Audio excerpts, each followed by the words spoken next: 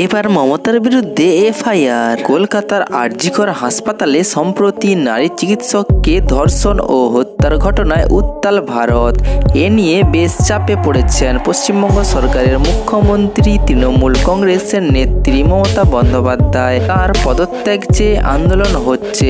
এবার এক মন্তব্য ঘিরে মমতার বিরুদ্ধে এফআইআর দায়ের করা হয়েছে দিল্লিতে। বুধবার এক মন্তব্যে মমতা বন্দ্যোপাধ্যায় বলেছিলেন, বাংলায় যদি আগুন লাগান অসম উত্তর পূর্ব থেমে থাকবে না, বাংলা জ্বললে থেমে থাকবে না দিল্লিও।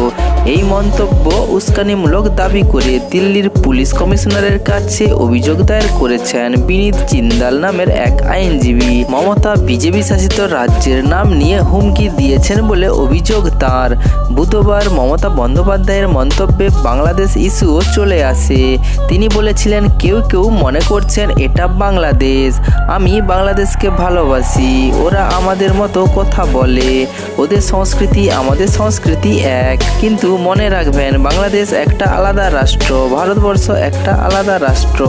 ভারতের প্রধানমন্ত্রী নরেন্দ্র মোদীকে উদ্দেশ্য করে মমতা বলেন, আপনার পার্টিকে দিয়ে আগুন লাগাচ্ছেন? মনে রাখবেন বাংলায় যদি আগুন লাগান অসমও থেমে থাকবে না, উত্তর পূর্বও থেমে থাকবে না, উত্তরপ্রদেশও থেমে থাকবে না, বিহারও থেমে থাকবে না, ঝাড়খণ্ডও থেমে থাকবে না, উড়িষ্যাও থেমে থাকবে না, আর দিল্লিও থেমে থাকবে না।